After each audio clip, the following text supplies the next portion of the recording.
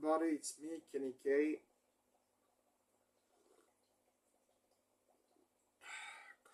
Coffee. Sorry, I have to decaffeinate myself.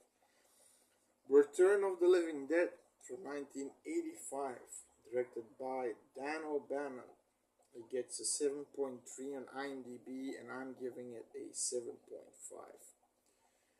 It's super funny. You got Tom Matthews, who also played in Friday the 13th Part 6. You know, he plays Freddy. You've got Miguel Nunez, who may not feel familiar, but he also plays in Friday the 13th, but Part 5, when he's on the shitter, taking a shit from all those, eating all those pinatas or something. Yeah, and his girlfriend start to sing to each other, baby, baby, baby, ooh, baby, baby, baby, ooh. And it's that guy. He's played by a guy. His name's Spider, and Linnea Quigley. Oh my God, her name is trash. Now I have to say, um, let's go to the characters first. You got Mark Nenturin. Now he's the guy who's called Suicide. He's the bulky guy of the group. Now he is a lot of people from Friday the 13th. He's the guy who kills Shelly. No, Shelly. No, that's not Shelly. That fat kid in Part 5, Friday the 13th Part 5, with the axe. You know, the thing that Roy, the ambulance driver, pushes him over the edge to become a serial killer, Jason copycat killer. So you've got a lot of Friday 13 alumni here. Then you got Bert, Frank, and Ernie. Bert is okay. So Matthews, Freddy is gonna work for. He has a lover, a lover, Tina. This is his girlfriend. So Tina, Spider, Trash, and Suicide, they go to the nearby cemetery to party. Okay, and Freddy has to work his shift for a company that's owned by Frank, and Bert is his foreman. Now, it's apparently a company that gives medical schools. They're, like bones and half real bodies and shit like that. And so, yeah, to study on, these people that study medicine have to study on real bodies at some point, and they all got all these real things there, and they supply it. And at some point they find this canister in the basement, and it says US military, very toxic, and eventually Bert opens it. What can be the harm? And then this gas comes free, and of course, what happens? Everybody gets sick, and the first zombie we see is the Tarman zombie. How cool is that thing? Apparently, this was a guy. This sorry, this was a guy. This was a guy in a suit, and the way he moved, like almost like a puppet on a on a string. He was a real guy. And the Tarman zombie, that was just an iconic zombie. Brains. That was fun. It's fun. So they lock him in, in the cellar, and they called Frank, the owner, but he's also over his head, and they have this body in the freezer that also attacks them, but they kill it, or at least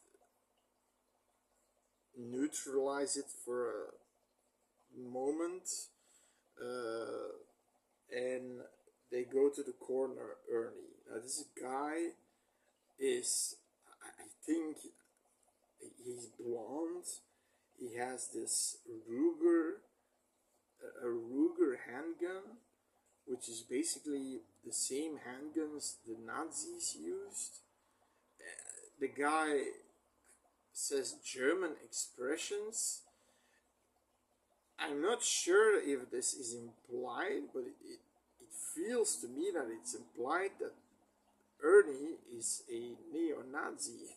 I mean, what the fuck? Okay. Okay. The favor they do is, ask him is, can you put it in your burner? Eventually, they put it in the burner, but now the gases come. They get free through the chimney of the burner, and at some point we go to the cemetery where the group of Freddy is partying, and we see Linnea Quigley, and she starts to dance. Oh my fucking god! Her hairdo is pure nonsense. Red hairdo, and she has this weird makeup, but her body, you see her, she starts to dance. I mean, when I was a kid, I was horned the fuck out. I mean, jizz. Her body was beautiful. She had these real big, natural, I think natural tits, and a really an ass where you can slap your ass. I mean, you slap your hand on silly. It's just crazy. This scene really took 5 minutes. It's completely devoted to her. And then, of course, the zombies come to life and they start to attack the rest. And Linnea Quigley is being attacked in the nude. So she becomes a nude zombie. And then the group separates. One goes to Frank. Who's in the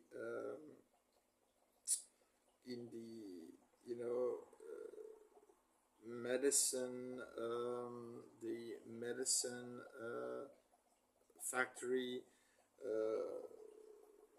Spider goes there, and Suicide goes there, and then Tina goes to the coroner's office. Now you got Bert there, and you got Ernie, and then Freddy.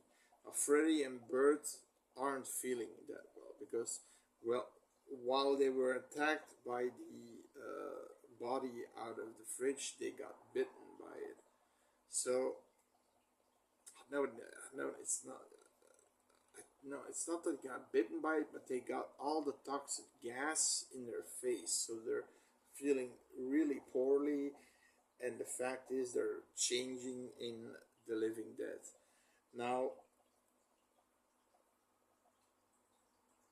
at some point, they call medics. The medics, get completely trampled by all these zombies coming from left and right. Then a police squad car comes and they all get trampled from left and right. And then one of the zombies says, "Bring in more people." And then they send like 10 squad cars, and a little bit further there's a, you know, a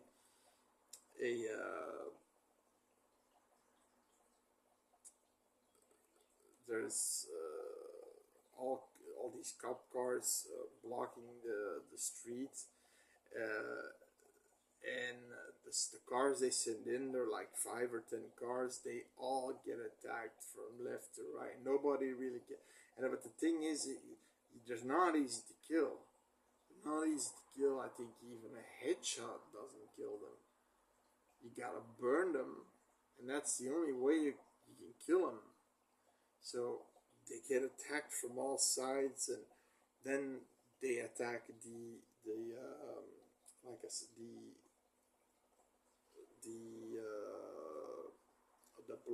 the blocking the police block on the roads, and they're shooting, but they all get attacked. So they go through the blockade and towards town, and you know the movie.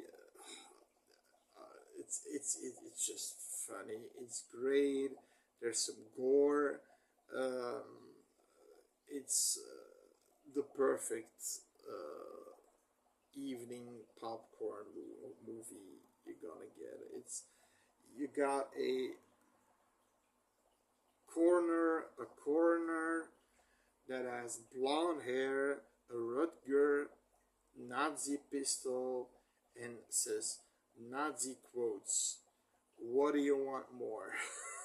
Oh, Jesus Christ.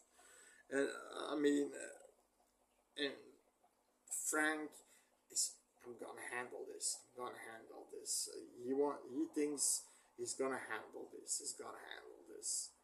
Then you've got Tarman, one of the coolest zombies I ever seen. At some point, I think he kills Suicide by biting him in the head for his brains. Like, the brains come out, Suicide's gone. I mean, it's just great. It's just great. Every character, I mean, Linnea Quigley, you know, she's the sex toy, and she does her extremely sexy dance. It is what it is. She's hot, really hot. If you look at this, don't look at this, but if you look at this, she's really hot. I'm not for all that red hair and that weird paint on your face, but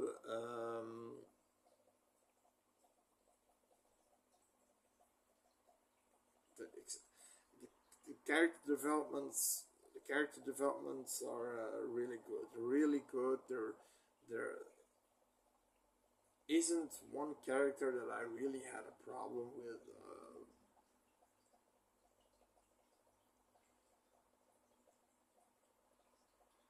No, there was a. So the positives of the movie are great character development, um, some gore, something to laugh at, something to be creeped out about. So you got the trifecta, a perfect trifecta. You got some cool looking zombies, the iconic Tarman zombie, which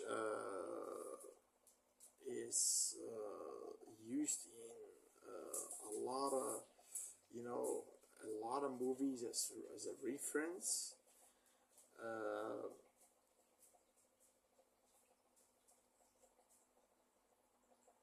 another positive is the acting. The acting is good. It's not bad. It's pretty good. Um, you still have to have that comedical notes to it, but at the same time you have to be scared shitless. But it's pretty good. It's pretty good. Um, wait a second. Wait a second. Wait a second. I'm coming back. My dog has to go out.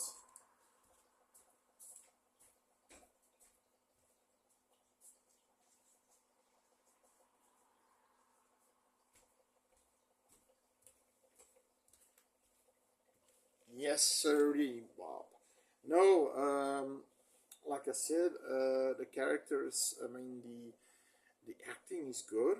Acting is really good.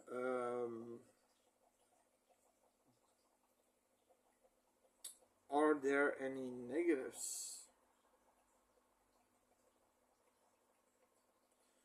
And also a good positive is they got this great idea of the zombies saying send more people in, and then you see all these squad cars, from okay, that come from the blockade of police cars further down the road, and they just get all trampled about from left and right. So uh, more brains. And it's like this, and they're all like more. If you've seen the horror episode of The Simpsons, Treehouse of Horror, I think the third one, more with the zombies, the more brains zombie, where Lisa had a book and she read a spell. No, Bart had a book and he read a spell from it, and everybody came out of the grave. When Homer shoots Flanders, Dad, you just killed a zombie Flanders. He was a zombie? It was great, great episode. One of my favorite episodes, really. Uh, but no, it's something negative. No, actually not. No, yeah. If you want to say Nazism is bad, that's bad. Yeah, but I think it's to take the piss out of Nazism. This corner, I mean, he's clearly making look take the piss out of Nazism, right? So you don't have to be offended by that. It's clearly taking the piss out of it. Um, no, there are no. Only the ending. Yeah, okay. That's a little bit of a downer. It's a spoiler, but I'm gonna spoil it because that's probably the real negative of the movie. That is that at some point they get this general on the line and they say, "Don't worry, you're all gonna be saved." And then he says, he calls to another number and he says, "Do it." And you see this rocket firing and they basically nuke the entire site. So no evidence, all the zombies, all people, innocent people, everybody is killed basically. Yeah, basically. So also our survivors. I mean, like Spider, Tina, Ernie, Frank. They all die. So that that was kind of a downer. Kind of a downer. Yeah. Now apparently there's also a sequel, which isn't that bad. It's not as good as the first one, but I should take a watch. I should take watch of it. It's said to be okay. Not as good as the first one, but still okay. In any case, this movie gets which one was it? 7.3 on IMDb. This one gets a 7.5 from me.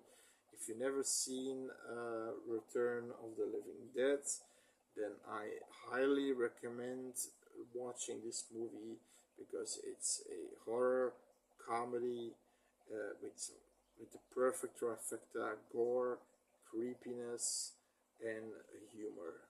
Boom. Um, so subscribe.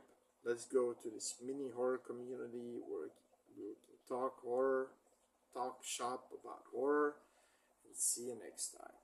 Bye.